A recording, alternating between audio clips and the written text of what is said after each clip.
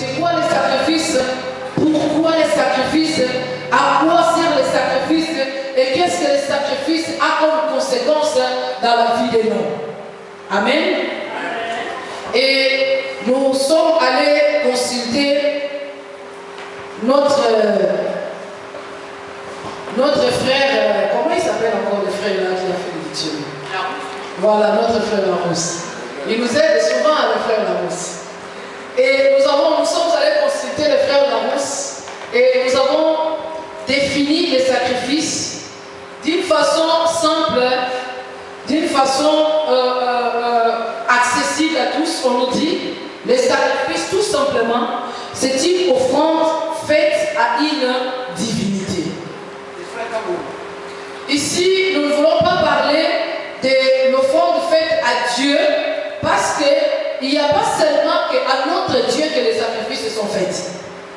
Le frère Larousse a été un peu plus clair de dire que c'est une offrande qui est faite à une divinité, parce que les païens aussi, ils ont leur Dieu auquel ils offrent aussi des sacrifices. Les sorciers, dans leur association, dans leur, je ne sais pas moi, appelons ça pratique ou je ne sais pas quoi, ils offrent aussi des sacrifices. Donc, quand on parle de sacrifices, en fait, c'est une offrande qui est faite à une divinité. Et deuxièmement, on nous dit que les sacrifices, c'est un renoncement volontaire à quelque chose. Le sacrifice, c'est une perte qu'on accepte. Je disais que le sacrifice, c'est un renoncement volontaire à quelque chose. Aussi, le sacrifice, c'est une perte qu'on accepte. Encore, le sacrifice, c'est une privation que l'on s'impose.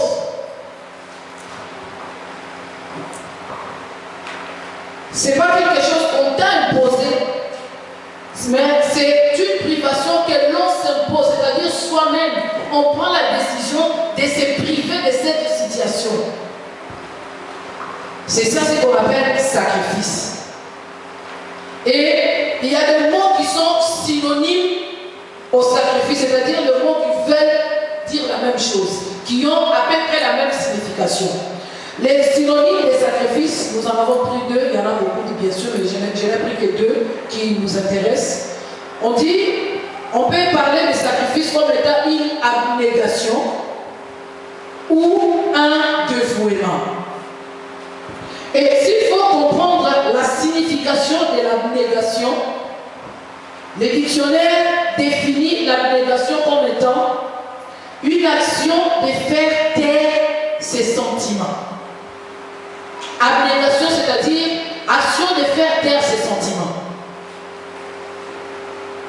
Ou renoncer à ses intérêts au profit d'autrui. Abnégation, c'est renoncer à ses intérêts au profit d'autrui.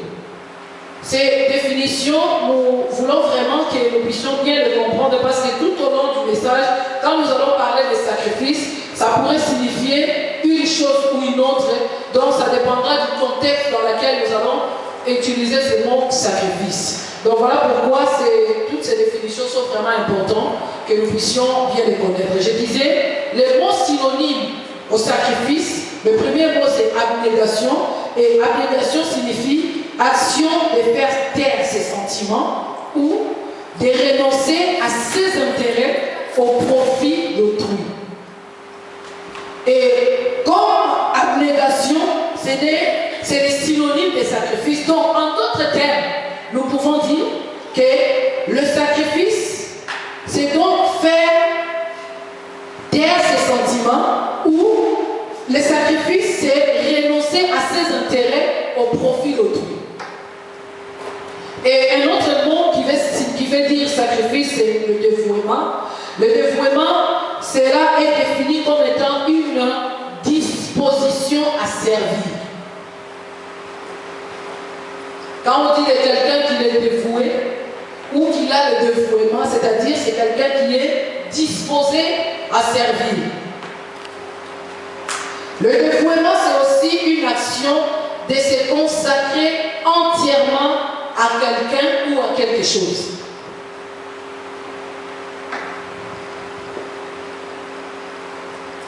Dévouement, c'est action de se consacrer entièrement à quelqu'un ou à quelque chose. Donc si on est consacré partiellement, ce n'est pas le dévouement. Pour qu'on dise de quelqu'un qu'il a le dévouement ou qu'il est dévoué, il faut que cette personne-là se consacre entièrement à quelque chose ou à quelqu'un. Et partant de cette définition, nous pouvons encore dire que sacrifice, c'est l'action de se disposer à servir ou de se consacrer entièrement à quelqu'un ou à quelque chose. Et dans notre enseignement de ce soir ou de ce mois, nous allons parler de sacrifice dans deux volets. La première volet, nous allons parler de sacrifice comme œuvre. Et si nous voulons parler de sacrifice comme œuvre, nous allons prendre alors le sacrifice dans notre deuxième volet de définition, c'est-à-dire renoncement volontaire à quelque chose, une perte qu'on accepte ou une privation qu'on nous impose. Ça, c'est la première forme, le premier volet que nous allons parler de sacrifice. Et deuxième volet de sacrifice, nous allons parler de sacrifice comme étant un don. Et là, nous remontons alors à notre première définition comme étant une offrande qu'on donne à une divinité. Est-ce que jusque-là, ça passe, on s'est fait comprendre? Ou on s'embrouille un peu? Ça va, hein? J'ai donné les définitions par rapport au dictionnaire des sacrifices. Et dans notre enseignement, je disais que nous allons parler de sacrifices dans deux volets. D'abord, nous allons parler de sacrifices comme étant un œuvre accompli. Et nous allons parler de sacrifices comme étant un don. Et pourquoi nous voulons parler de ces deux volets de sacrifices? C'est par rapport justement aux deux définitions que nous avons tirées du sacrifice. On nous a dit premièrement que le sacrifice était une offrande qu'on donnait à une divinité. Donc c'est-à-dire que c'est un don. Et nous allons aller, Dieu aidant, de comprendre quels sont les sacrifices que nous pouvons faire à notre Dieu comme étant un don. Et nous allons aussi parler de sacrifice comme étant une œuvre accomplie, pardon. Et c'est là, nous avons tiré cela de cette deuxième définition où nous avons parlé de sacrifice comme étant un renoncement volontaire, une privation ou une perte qu'on accepte ou une privation qu'on s'impose. Ouvrons nos Bibles dans l'épître de Paul aux Éphésiens. Éphésiens chapitre 5.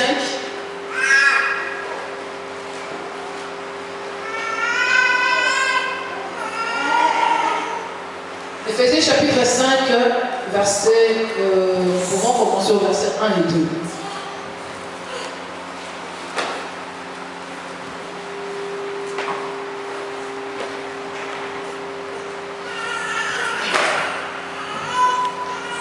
Je lis la parole de Dieu. Devenez donc les imitateurs de Dieu, comme des enfants bien-aimés, et marchez dans l'amour, à l'exemple de Christ, qui nous a aimés et qui s'est livré lui-même à Dieu pour nous comme une offrande et un sacrifice de bonne odeur. Alléluia.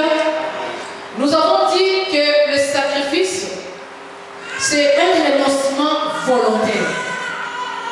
Ce n'est pas quelque chose qu'on t'impose ou qu'on te pousse à le faire.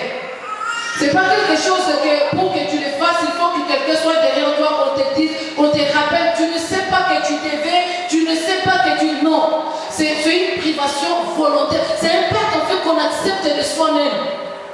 Et la Bible nous dit, il nous exhorte à être les imitateurs de Jésus.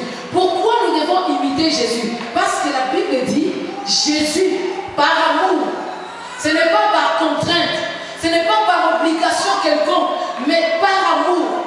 La Bible dit, il s'est offert lui-même comme un sacrifice à Dieu.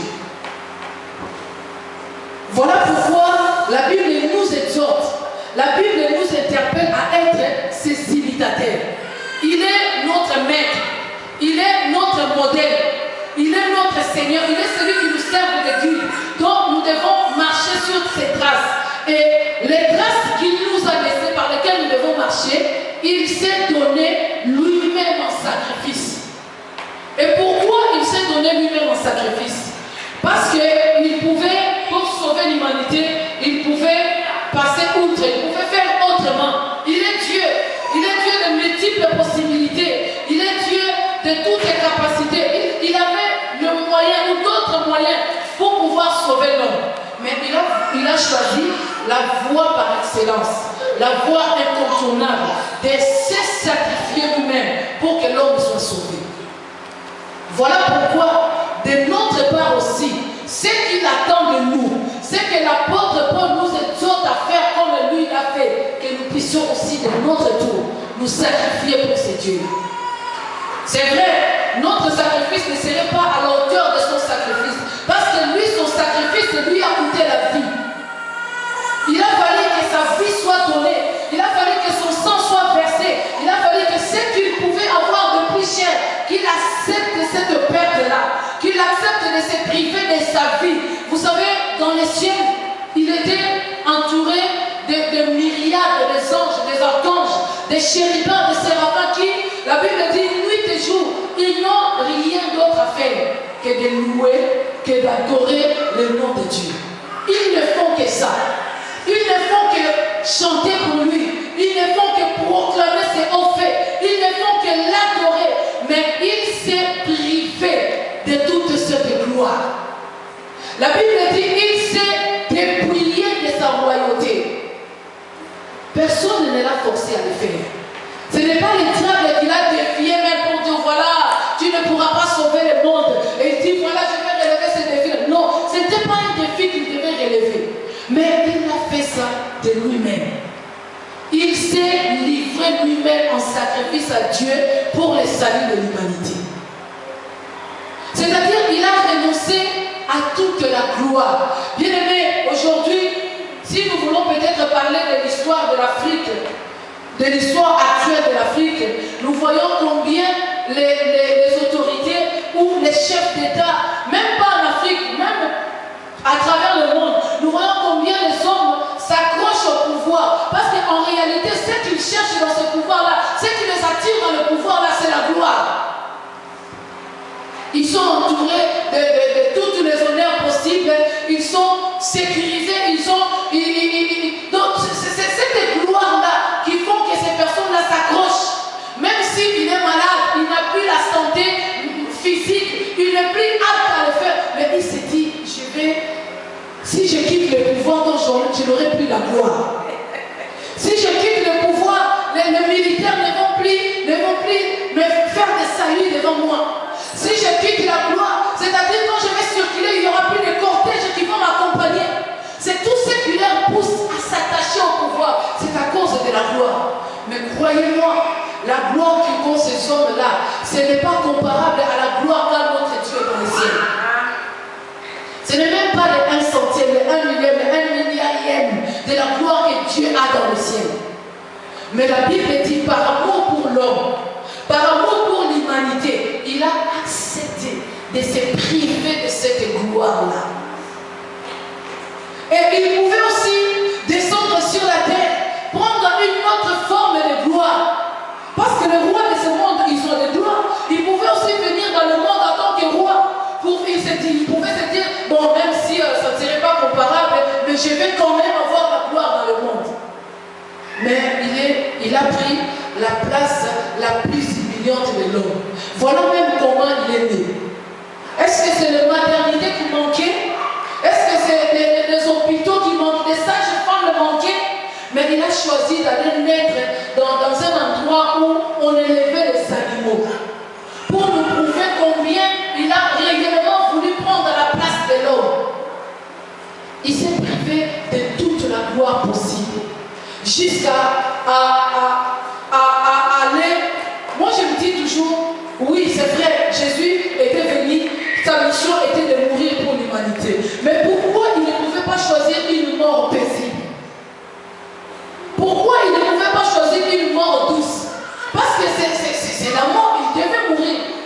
Mais non, il a choisi la mort horrible. Parce qu'en réalité, c'est le sort de l'homme qu'il était en train de prendre sur lui. Notre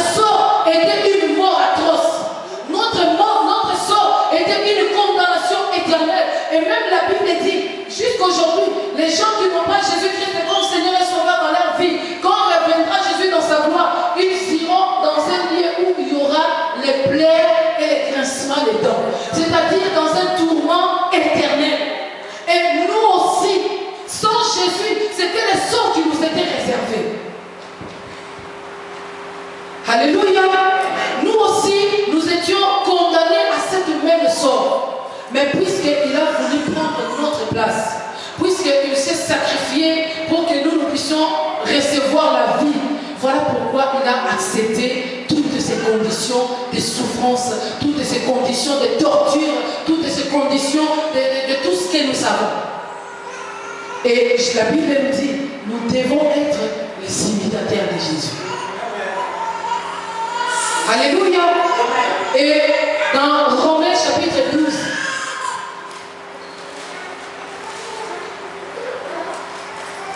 Romains chapitre 12, verset 1 à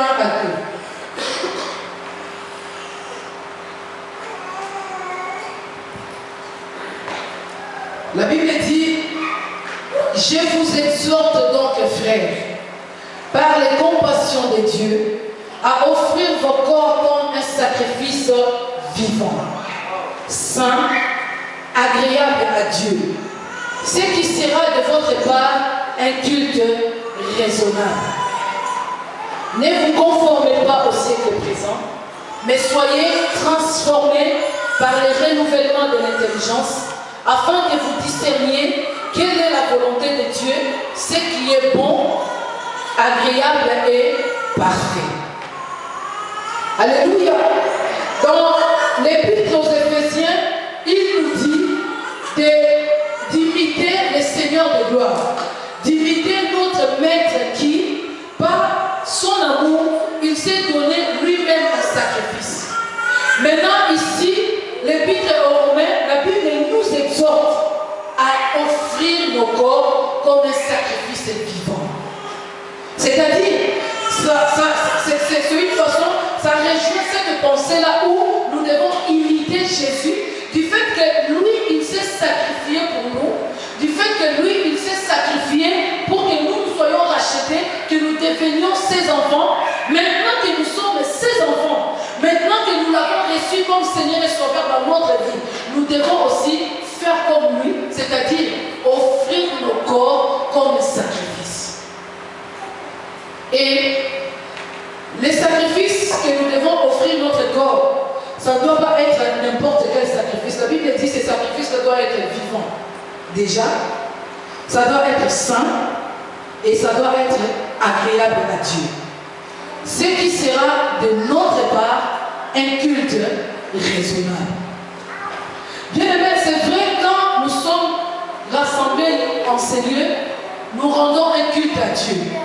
Mais le plus important, c'est que nos vies, notre vie de tous les jours, notre marche de tous les jours, doit être un culte que nous sommes en train de rendre à Dieu. Et ce culte, la Bible nous dit, doit être un culte raisonnable. Le culte que nous devons rendre à Dieu, le culte de nos vies, le culte de notre marche avec le Seigneur, qui doit être un culte que nous devons rendre à Dieu. Pour que cela soit un culte raisonnable, la Bible nous dit que notre corps doit être offert à Dieu. Et si nous voulons revenir dans la définition de ce que c'est un sacrifice, c'est-à-dire nous devons nous priver, pas qu'on nous pousse à le faire, nous devons nous-mêmes nous priver de quelque chose qui pourra être comme un intérêt, quelque chose qui est bénéfique pour nous, quelque chose qui pourra nous être avantagé. Nous devons nous en priver. Nous devons renoncer à cela pourvu que nous donnons gloire à notre Dieu. Bien-aimés, autrefois, alors qu'on n'avait pas encore connu le Seigneur Jésus-Christ comme Seigneur et Sauveur dans notre vie, nous avions nos centres d'intérêt. Nous avions des choses qui faisaient qu'on se sente vivant. Ah non, si je ne vais pas en boîte, en tout cas le week-end, je ne peux pas le passer comme ça à la maison, il faut que je bouge. En tout cas, moi, cette façon de m'habiller là, moi, ça ne me branche pas. Moi, pour que je sois bien, que je me sente bien dans ma peau, il faut que j'ai cette façon-là de m'habiller.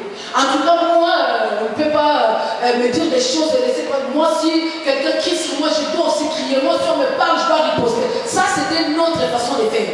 C'était ce qui faisait notre personnalité. C'était ce qui était attaché à notre nature. Mais la Bible dit, lorsque nous sommes devenus de nouvelles créatures, lorsque nous voulons rendre un culte agréable à notre Dieu, le sacrifice que nous donnons à Dieu, c'est-à-dire notre corps, notre vie que nous voulons donner à Dieu, doit être un sacrifice agréable. C'est-à-dire nous devons accepter de nous priver de certaines choses qui étaient pour nous des intérêts. Nous devons accepter de nous séparer de d'autres personnes qui étaient pour nous peut-être de moyens de nous propulser. Mais puisque nous comprenons que dans cette voie-là, ça ne rend pas gloire à Dieu, nous devons nous sacrifier, c'est-à-dire nous priver de ces choses. Qu'est-ce que vous voulez? La Bible dit tout est permis. Hein? Oh oui, je voudrais te dire tout est permis, mais aussi tout n'est pas utile. Ce que tu crois que cela est permis, ça te sert à quoi? Ça t'édifie en quoi? Ça t'honore en quoi? Si cela ne t'honore pas, ça n'honore pas déjà ta personnalité et ça n'honore pas Dieu, tu peux, par sacrifice, par l'esprit de sacrifice pour ton Dieu, tu peux aussi t'en priver. Je disais à une soeur la dernière fois qui m'a posé une question, maman, est-ce que si on se fait de persil, est-ce que c'est un péché? Je lui ai posé la question de savoir si tu veux te faire le persil, l'objectif qui t'anime à faire le persil, c'est quoi?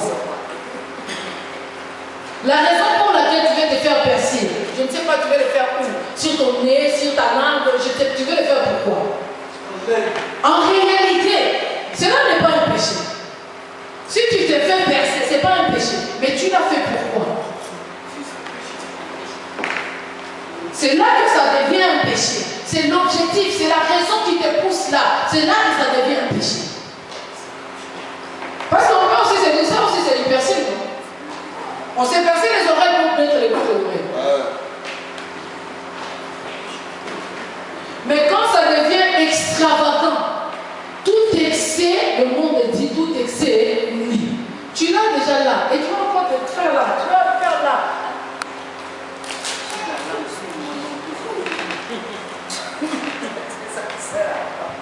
Ce sont des choses qui sont pour toi des intérêts. Mais parce que nous voulons avoir un renouvellement des pensées, parce que nous voulons plaire à notre Dieu, parce que nous voulons que notre corps soit un sacrifice vivant, nous devons nous priver de ces choses-là, pourvu que notre Dieu puisse trouver gloire.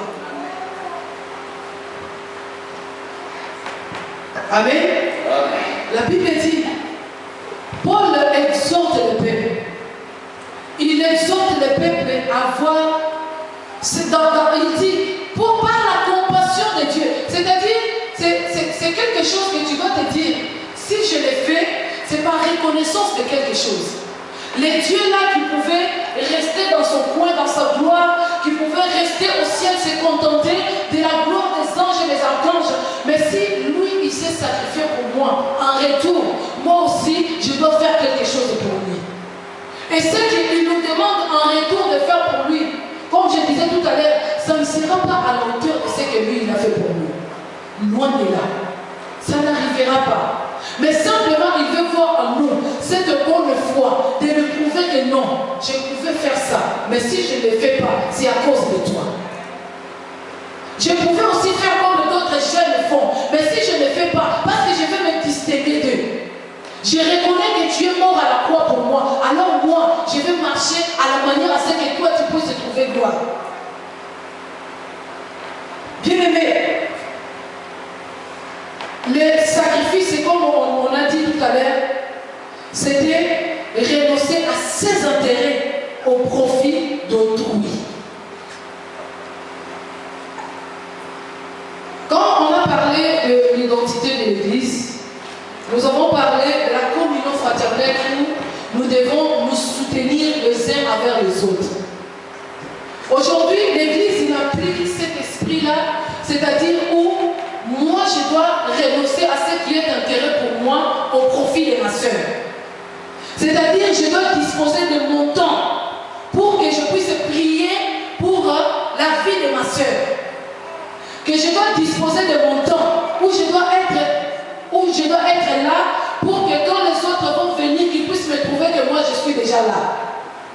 L'Église n'a plus cette notion-là de se discipliner de manière à ce que je dois disposer de mon temps pour que je prie pour l'Église. Quand il y a intercession, les gens se disent que non, à l'intercession, on va prier pour l'Église, on va prier pour l'autre. Mais si on lance une annonce que venez, ceux qui ont des problèmes, ceux qui ont des maladies, ceux qui ont des cas difficiles, venez, on va faire une prière pour vous. Tout le monde sera là. Il est là pourquoi? Parce qu'il sait que je suis venu parce que je suis malade, compris pour ma maladie. Je suis venu parce que j'ai des problèmes, compris pour ma situation. Mais si c'est que l'intercession où on doit prier que pour l'Église, où on doit prier que pour les frères, alors ça ne nous intéresse pas. Alors que le sacrifice, c'est privé de ses intérêts au profit d'autrui. La Bible dit, soutenez-vous les uns les autres. Quel est ce chrétien-là qui aujourd'hui, il peut passer toute sa journée dans la prière, il se dit, je vais prier pour soutenir mon frère. Que je vais prier pour soutenir mon équipe. Que je vais prier pour soutenir les services dans lesquels j'évolue à l'église. On a pris cette notion-là parce que nous n'avons pas en nous en réalité l'esprit de sacrifice. Nous n'avons pas en nous, nous ne réalisons pas que les saluts, je disais tout à l'heure, quand nous allons parler vers la fin, quand nous allons comprendre que les conséquences du sacrifice, en fait, c'est le salut de l'humanité. Et quand toi, tu te sacrifies pour ton frère, quand toi, tu te sacrifies pour l'église, quand toi, tu te sacrifies pour quelque chose, dis-toi qu'il y a toujours une conséquence positive qui va résulter de ton sacrifice. Mais aujourd'hui, tout ce que nous voulons voir, tout ce que nous attendons de nos frères, tout ce que nous attendons de l'église, nous ne les voyons pas. Pourquoi? Parce que nous-mêmes, nous ne savons pas nous sacrifier. Nous passons notre temps à faire autre chose que de nous sacrifier pour l'œuvre du Seigneur. Bien aimés, vous savez, en réalité, venir à l'église, c'est aussi un sacrifice. Parce qu'on a été toute la journée, je ne sais pas, au travail, dans les démarches, et on finit le travail 16h, on s'est dit, pour les gens qui habitent à Nemours, je travaille à Paris, donc si je pars de Paris à 16h, à 18h30 ou à 18h, je suis à Nemours, donc j'ai le temps, je ne sais pas moi, de faire la cuisine, et je pourrais dormir tôt. Mais non, dans le cadre des sacrifices, on se prive de ces moments-là de repos, où on doit arriver à temps à la maison, se reposer, pour finalement trouver de la force. Maintenant, on se dit, non, je dois aller à l'église.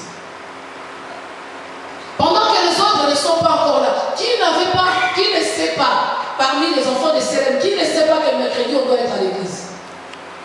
Et les autres, ils sont là parce qu'on leur a poussé à être là. Mais le sacrifice, c'est un renoncement volontaire. Alléluia. Si tu es toujours là parce que tu es poussé à être là, dis-toi que tu ne fais pas un sacrifice pour Dieu. Tu vas te dire, moi je suis toujours là, chaque mercredi. Mais quand tu es là, c'est parce qu'on t'a poussé à être là ou c'est parce que tu as voulu vraiment être là. Ou tu te dis, bon, pour qu'on ne m'embête pas, pour qu'après il n'y ait pas de coups de fil qui vont me suivre, pour qu'à la fin, qu'on ne me pose pas de questions, je vais quand même être là. Tu es là peut-être par ton physique, mais ton esprit est où? Tu penses à ces moments-là où je pouvais être dans mon lit. Je pense à l'être là. Mais non, Jésus, quand il est venu sur la terre. Et nous avons lu quelque part, c'était pas déjà qui parlait d'entièrement. Voilà, c'est consacré entièrement. C'est ça, c'est sacrifié. Donc quand on doit venir à l'église, on doit venir à l'église entièrement, c'est-à-dire dépenser dans ton programme. Tu as bien planifié. Tu es là, ton corps, ton âme, ton esprit. Tu es là parce que tu dois être là. Mais tu n'es pas là parce que tu dois faire plaisir à quelqu'un. Tu n'es pas là parce que quelqu'un m'a demandé à y être. Non, je suis là parce que je suis consacré entièrement à mon Dieu. Un prédicateur nous disait un jour, les chrétiens aujourd'hui, nous avons fait de Dieu un détail de notre vie. C'est-à-dire, après avoir tout fait, ce qui me reste, le temps qui me reste à ne pas faire, c'est ça ce que je vais donner à Dieu.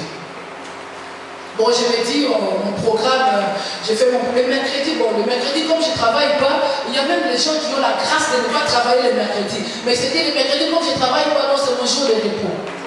Je ne sors pas, je ne bouge pas. Le mercredi, comme je ne travaille pas, c'est le jour où je dois faire le grand ménage dans ma maison.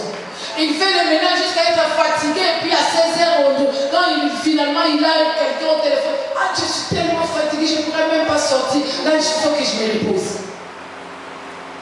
Donc, si par chance, ces jours-là, il y a quelqu'un qui doit peut-être aider dans son ménage, quelqu'un lui a aidé, il se dit, bon, comme je n'ai rien à faire, finalement, je vais aller à l'église. Donc, Dieu est devenu comme un détail de la vie. C'est quelque chose qu'on doit s'occuper parce qu'on n'a rien à faire. Or, en réalité, Dieu doit être la priorité de notre vie. Quand on tient son agenda à la main, on veut faire un programme. D'abord, on met les programmes de Dieu en place. Le mercredi, je ne les touche pas. Le vendredi, je ne les touche pas. Les dimanches, là, n'en parlons même plus. Donc, je vais faire mon programme par rapport aux autres programmes. Parce que j'ai déjà mis les programmes de Dieu à côté. Parce que le programme de Dieu est déjà bien établi. Alors, les autres jours qui me restent, je vais planifier autre chose. Mais c'est en réalité ce que nous faisons contrairement. Bon, je vais profiter de mon week-end, comme déjà les samedis je ne travaille pas, donc les vendredis, déjà les vendredis soirs je vais m'en aller. Alors que tu oublies, les vendredis tu dois être à l'intercession le soir. Tu peux partir en week-end le vendredi à 15h ou partir le vendredi à 20h, ça change quoi? Mais pourvu que tu as honoré le programme de Dieu, tu es là, tu as respecté ton engagement, tu as sacrifié ce moment-là pour ton Dieu, parce que tu t'es dit, c'est au prix des sacrifices que moi j'ai été racheté. Bien aimé, la vie chrétienne, c'est les conséquences d'un sacrifice. Voilà pourquoi il ne peut pas y avoir une vie chrétienne sans sacrifice. C'est impossible. Ça ne peut pas exister. Parce que la vie chrétienne en réalité, cela résulte d'un sacrifice. Parce qu'il y a eu un Dieu qui s'est sacrifié. Parce qu'il y a eu le Dieu de toutes les grâces qui a pris la forme d'un homme, qui est venu sur la terre pour se sacrifier. Alors, notre parcours avec cet homme-là, notre vie avec cet homme-là, pour que nous puissions lui rendre un culte agréable, nous devons être animés d'un esprit de sacrifice. Où on s'est dit, oui, la santé, oui. Je tiens compte de ma santé. Mais s'il faut que je gêne pour que l'œuvre de Dieu puisse aller de l'avant, j'accepte de me priver de manger. Où on s'est dit, pour ne serait-ce qu'une nuit dans le mois, j'accepte de me priver de mon sommeil. Je dois être à ce veillée-là pour que le nom de Dieu soit glorifié. Je sais que ma présence à la veillée ne correspond pas au sacrifice que Dieu a fait pour moi. Mais au moins, je vais montrer à ce Dieu-là que je veux aussi faire quelque chose pour lui. Mais aujourd'hui, nous sommes devenus tellement mécaniques dans ce que nous faisons. Nous sommes devenus tellement, on est devenus comme des robots qui sont déjà programmés. Voilà, le mercredi, tant, c'est l'heure de l'église, on y va. Et puis, 18h, on finit, on retourne. Mais nous, quand il faut faire des choses par rapport à notre conscience, quand il faut faire des choses qui viennent vraiment du fond de nos cœurs, oh, les choses de l'église sont mises à côté. On s'est dit, de toute façon, je n'ai de compte à rendre avec personne. C'est ma vie, je vis ma vie. Oui, tu vis ta vie. Mais la vie que tu as, il y a quelqu'un qui t'a donné cette vie-là. Et pour que tu aies cette vie-là, il a fallu que quelqu'un accepte les sacrifices. Il y avait un prix à payer. Et dans toutes choses, nous avons des prix à payer. Même pour ta vie professionnelle, si tu ne te sacrifies pas, tu ne pourras pas y arriver. Alléluia. Pour bien carrière professionnelle, on doit aussi être animé d'un esprit de sacrifice. Déjà pour devenir, je ne sais pas moi, secrétaire, il y a des études à faire pour être secrétaire. Et si toi tu te dis non, moi je ne fais pas les études, parce que moi je suis super doué, parce que moi j'ai mon père qui a une entreprise, parce que moi je suis l'enfant des, mais tu vas t'arriver à cet endroit-là, tu ne sauras rien faire, parce que tu n'as pas payé un prix pour être là. Alléluia. le prix à payer pour être un bon secrétaire, c'est être formé pour être secrétaire. Et quand finalement tu as payé ces prix-là, tu as fait la formation qu'il faut, tu as fait les études qu'il faut, tu deviens secrétaire. Pendant que tu es à ton poste de secrétaire, il y a aussi un prix à payer pour que tu sois un bon secrétaire. Ce n'est pas parce qu'on a le diplôme d'un secrétaire qu'on est forcément un bon secrétaire. Ça dépend de la mise en pratique de ce que tu as appris. C'est la même chose avec le Seigneur. Ce n'est pas le fait de venir à l'église qu'on est forcément un bon chrétien. Ce n'est pas parce que je fais partie du groupe Barak qu'on est forcément un bon chanteur qui donne le gloire à Dieu. Ce n'est pas parce que je fais partie de l'équipe d'intercession. Mais le problème, c'est comment tu appliques la façon de faire les choses.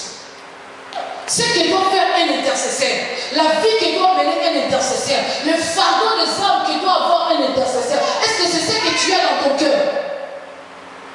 Ou tu viens là mécaniquement parce que je dois être là? Ou tu viens parce que j'ai besoin de la célébrité, je vais être star. Quand je vais à l'église, je ne peux pas passer inaperçu. Donc je vais être là en train de chanter comme ça, tout le monde me regarde. Non, ce n'est pas à cela que nous sommes appelés. La Bible dit, le Seigneur que nous servons, Jésus qui est l'auteur même de tout ce qui est splendeur, de tout ce qui est beau, de tout ce qui est beauté. Mais alors qu'il était sur la terre, il n'avait ni beauté, ni éclat, ni rien qui pouvait attirer les regards des hommes. Mais aujourd'hui, les chrétiens, ils font les choses de manière à attirer les regards des autres. Je vais faire pour qu'on me voie. Je vais faire pour que mon nom soit cité. Non. Ce n'est pas à cela que nous sommes appelés. Ce n'est pas ça l'esprit des sacrifices. L'esprit des sacrifices, c'est cette action-là de se consacrer entièrement à Dieu. Pas de se consacrer pour tirer les regards des autres. Pas de se consacrer pour attirer l'attention des autres. Pas de se consacrer pour qu'on parle de moi. Mais non, je me consacre pour Dieu. Parce que je sais que ce Dieu-là, il a fait quelque chose de grandiose pour ma vie. Alléluia. Hébreux chapitre 6, verset 9.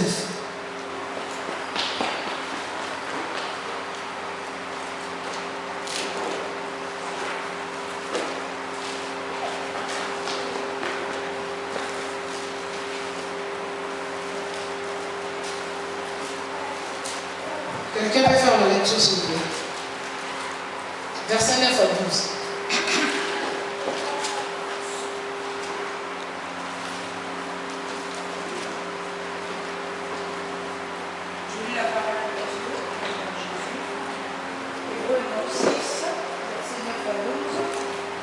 Mes chers amis, même si nous tenons ici un tel langage, nous sommes convaincus que dans ce que nous venons de dire, vous êtes du bon côté, celui du salut. Car Dieu n'est pas injuste au point d'oublier l'activité que vous avez déployée par amour pour lui dans les services que vous avez rendus et que vous rendez encore à ceux qui lui appartiennent. Mais nous désirons que chacun de vous fasse preuve du même zèle pour amener votre espérance à son plein épanouissement jusqu'à la fin. Ainsi vous ne relâcherez pas, mais vous imiterez ceux qui par leur foi et leur attente patiente reçoivent l'héritage promis. Amen. Amen.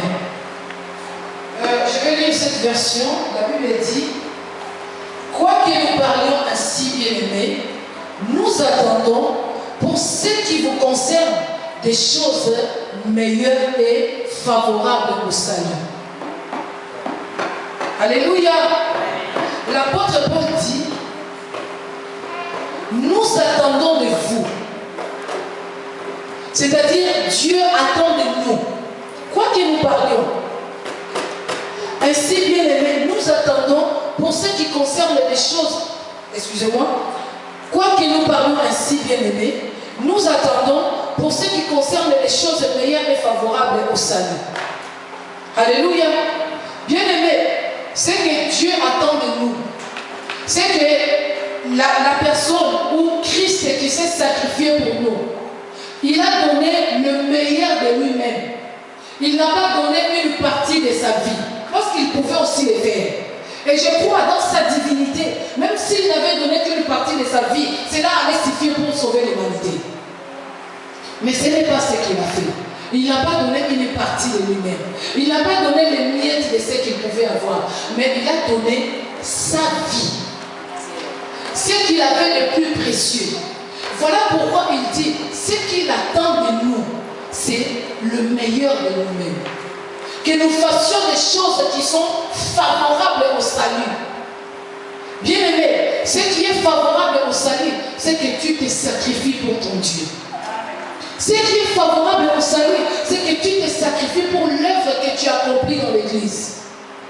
Ce qui est favorable au salut est que tu fasses avec détermination, avec fervence, avec zèle. La Bible dit, il attend que nous ayons du zèle. Dieu pourra dire à l'église de Laodicée, j'ai quelque chose contre toi. Et réellement, la réalité que les chrétiens traversent aujourd'hui, c'est la réalité qui a traversé l'église de Laodicée. Je suis convaincu que Dieu a quelque chose contre nous ce soir. Si tu t'examinais toi-même, comme pouvait dire l'apôtre Paul, si tu t'examinais, tu regardais bien toi-même ta vie, on n'a même pas besoin de te le rappeler. Tu vas toi-même réaliser et comprendre que Dieu a quelque chose contre toi. Ce que Dieu a contre toi, ce n'est pas que tu commets le péché, non. Ce que Dieu a contre toi, ce n'est pas parce que, je ne sais pas, non. Ce que Dieu a contre toi, c'est que tu as abandonné ton premier amour. Cet amour-là qui t'a poussé à être toujours présent quand on a besoin de toi. Cet amour-là qui t'a poussé à prier même quand on ne t'a pas demandé de prier. Cet amour-là qui t'a poussé à gêner même quand l'église n'avait pas programmé le jeûne. Cet amour-là qui t'a poussé à aller rendre visite à tes frères quand ils étaient malades. Cet amour-là qui t'a poussé à te préoccuper. Pourquoi ma soeur n'est pas venue aujourd'hui? Pourquoi mon frère n'est pas là cet après-midi? Cet amour-là, tu ne l'as plus, tu l'as perdu. C'est ce que Dieu a contre toi. Par rapport aux chrétiens des Galates, il dit, qui vous a ensorcelé?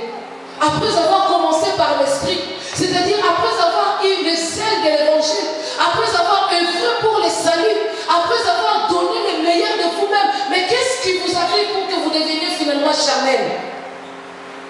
Aujourd'hui, les chrétiens sont devenus charnels parce qu'ils ont ôté en eux l'esprit de sacrifice.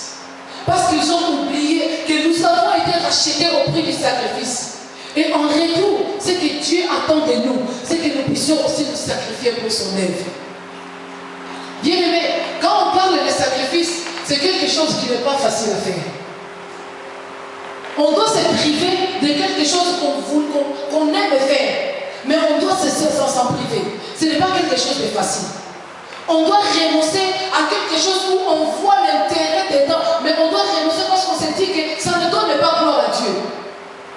Bien aimé, tes repos ou de dire moi je tiens tellement à mon repos que si c'est mon jour de repos, je ne bouge pas. Tu dois accepter de te séparer de tes jours de repos pourvu que tu sois là quand Dieu a besoin de toi.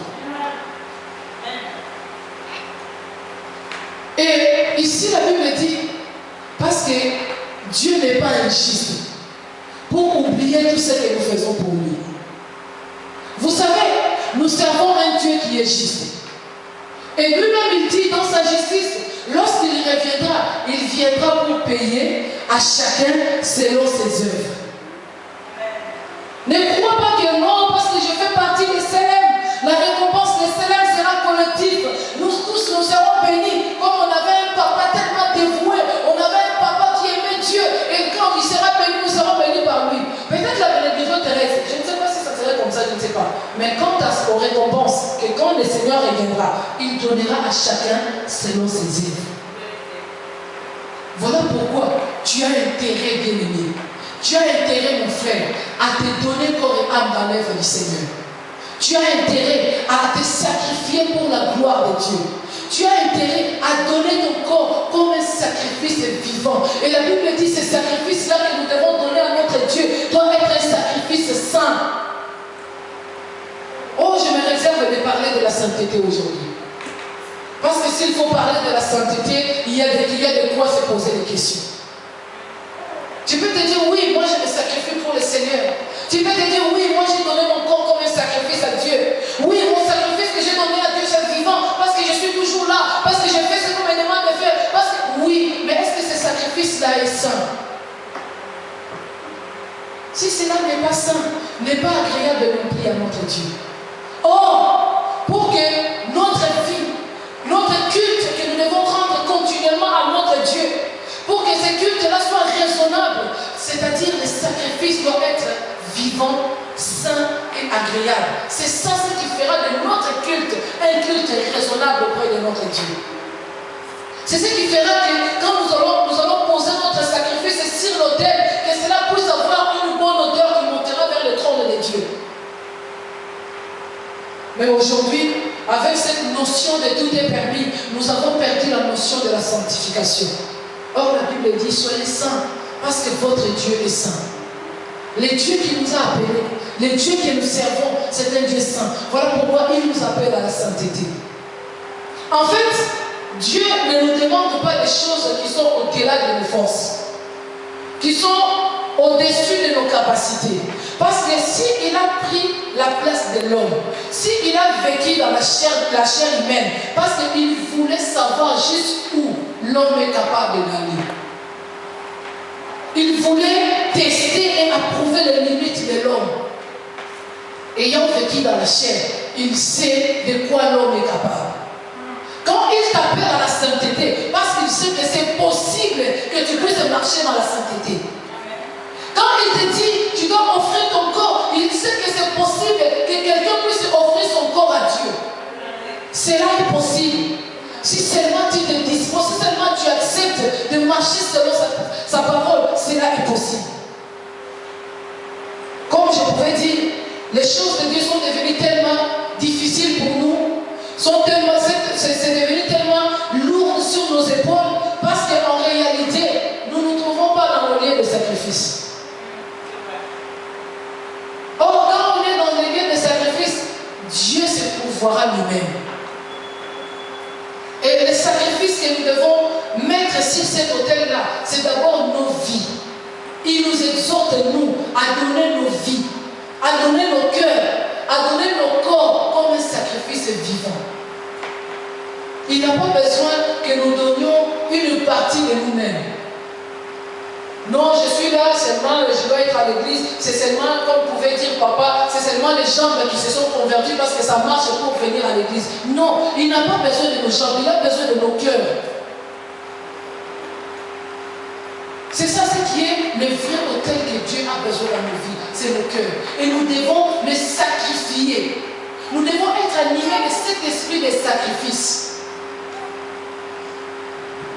J'ai parlé la dernière fois à un ami, il me disait non, il fallait qu'on se voie. Je me dis écoute, je n'ai vraiment pas de temps. Cette semaine, le mercredi je suis à l'église, le vendredi je vais être à l'église, le samedi je suis à l'intercession, le dimanche le matin je suis à l'église, l'après-midi je suis invité quelque part.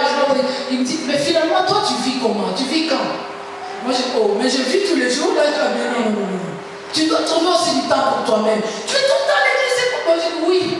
Parce que ma vie, c'est l'église. Ma vie, c'est l'église. Je vis pour l'église et par l'église. Mais ne vous en faites pas, cela ne m'empêche pas de faire ce que j'ai envie de faire. Il m'arrive de faire ce que j'ai envie de faire. Mais la priorité, c'est l'œuvre de Dieu. Je ne peux pas me priver de faire l'œuvre de Dieu pour aller faire autre chose tant que l'œuvre de Dieu a besoin de moi. Ah là, je ne peux pas. Si je suis dispensé, on me dit, bon, tu es en vacances, on te donne un congé, un mois, tu ne viens pas à l'église, ah là, d'accord. Mais s'il n'y a pas de dispense, je ne peux pas ne pas être là alors que l'église a besoin de moi. Je ne peux pas. Amen. C'est parce que j'ai compris une chose. Je suis exhorté à offrir mon corps comme un sacrifice. Et quand je parle de sacrifice, je me dis, je dois me priver de sorties. Je dois me priver des fêtes. Je dois renoncer à aller au restaurant parce que je dois être à l'église.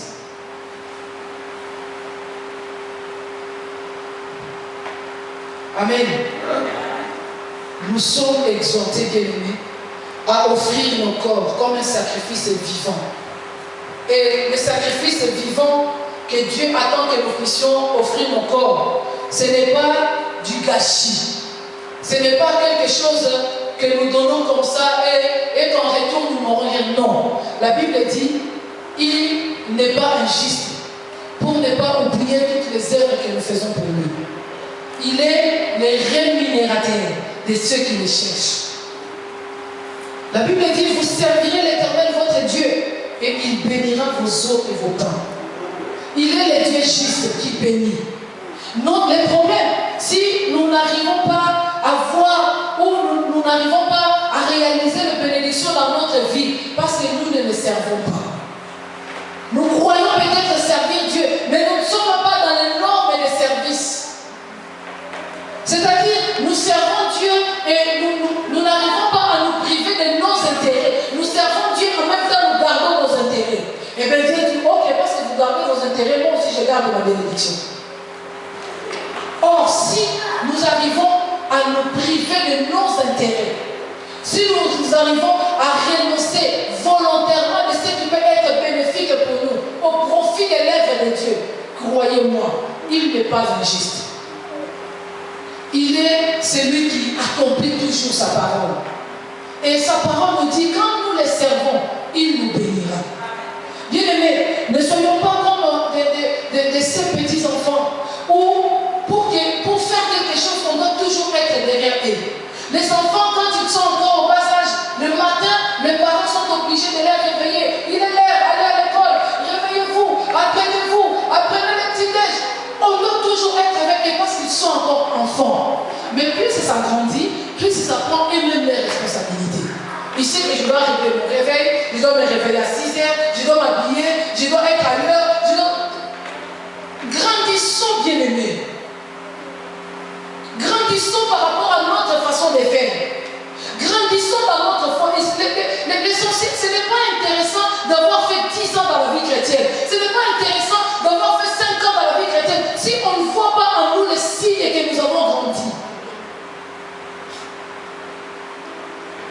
Si on ne voit pas les signes en nous que nous avons compris la parole de Dieu, ce n'est pas intéressant.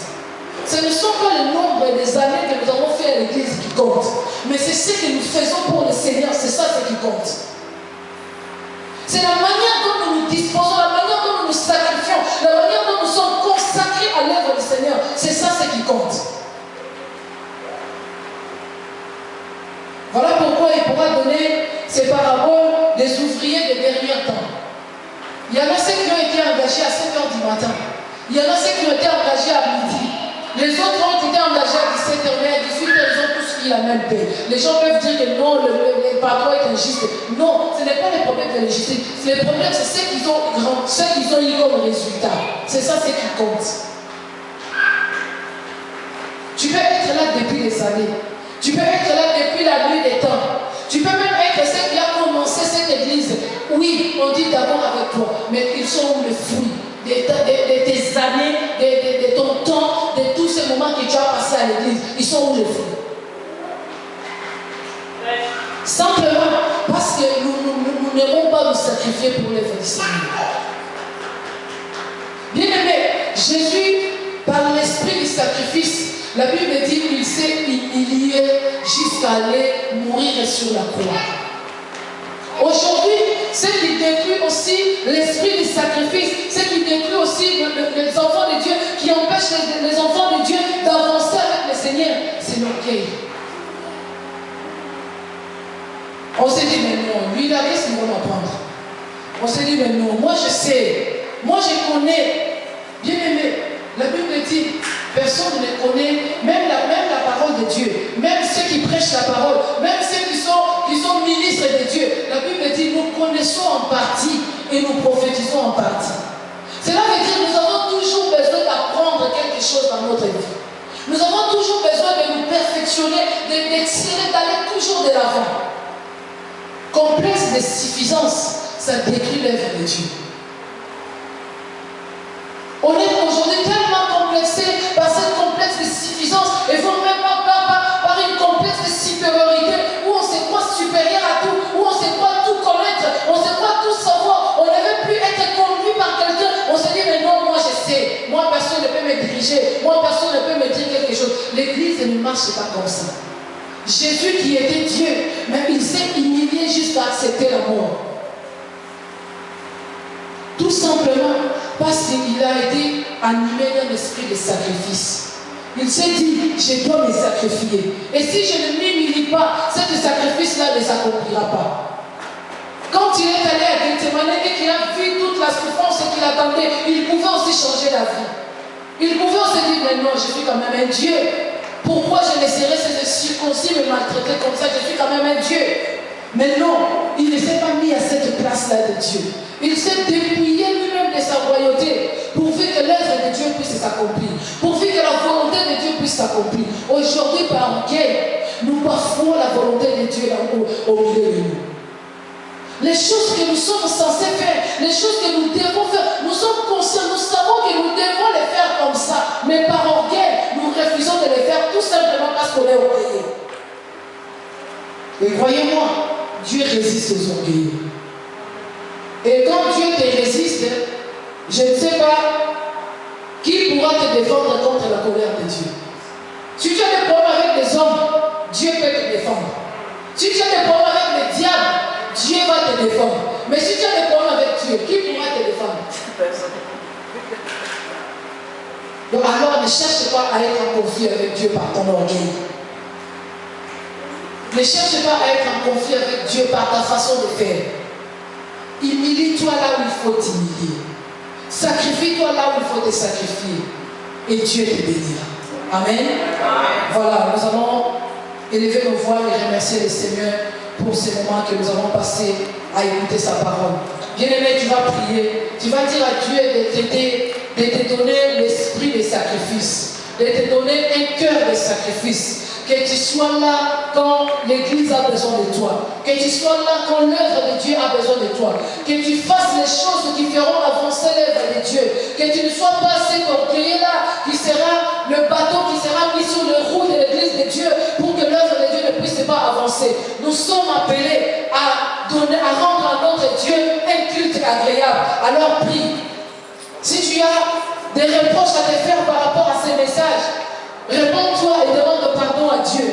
Si tu sens que tu veux prendre un engagement par rapport à ce que tu viens d'écouter, prends un engagement de te disposer, de te sacrifier, de